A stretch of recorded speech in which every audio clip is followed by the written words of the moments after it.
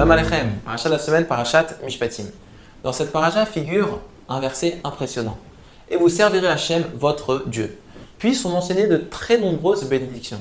L'abondance matérielle, la longévité, la fertilité, les victoires militaires, etc. Le service de Dieu est ici décrit comme la source de bienfaits incroyables. Mais de quel service s'agit-il? Rabbi Yosef Alvo, dans son Sefer Haikarim, affirme qu'il s'agit du service de Dieu que l'on réalise au travers de la tefila, de la prière.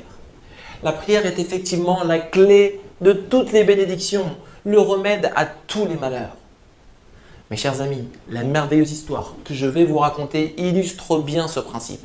Accrochez-vous bien. C'est l'histoire d'un homme habitant Londres et dont la mère était dans l'Amérique dans une maison de retraite. L'administration de cette institution le contacta un jour pour lui annoncer le décès de sa mère. L'homme était atterré.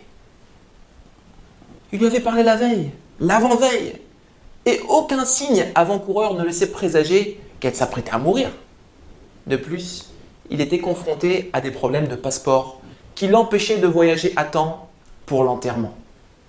Mais ne voulant pas manquer de respect au défunt, il conseilla aux pompes funèbres de l'enterrer sans lui.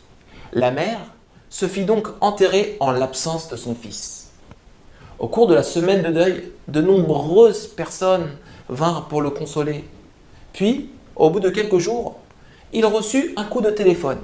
« Yosef, t'as pas honte? Ça doit faire au moins une semaine que tu m'as pas appelé. » Reconnaissant la voix de sa mère, notre pauvre homme s'évanouit.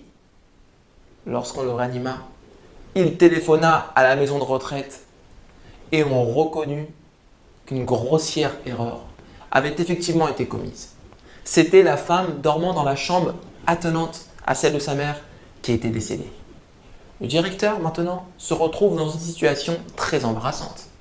Il devait à présent annoncer au fils unique de la véritable défunte que sa mère était non seulement morte, mais également enterrée. Il prit son courage à deux mains et téléphona. Mais lorsqu'il annonça au fils que sa mère était décédée, celui-ci ordonna de brûler le corps. Le directeur répondit qu'elle avait déjà été enterrée. Le fils s'exclama « En ce cas, ma mère a gagné ». Il expliqua que sa mère était pieuse et que lui avait quitté le chemin de la religion et était même devenu curé. Depuis quelque temps, il assurait à sa mère qu'après sa mort, il ferait incinérer sa dépouille. Et elle priait à Dieu de tout son cœur pour mériter un enterrement juif. Elle priait, lisait les Sefer Tehillim. Le fils réalisa que sa mère n'avait pas prié en vain. Ses prières furent exaucées et par un incroyable quiproquo, cette femme eut droit à un enterrement digne d'une femme juive. Cette magnifique histoire est relatée dans le livre de Rav Yitzhak Zilberstein de Bnei Brak, à qui on demanda si le fils de la femme en vie devait réciter la bracha de She'echeyanu comme celui qui entend une bonne nouvelle. Et le beau-frère du Rav, le Rav Chaim Kanievski Shlita, répondit par l'affirmative.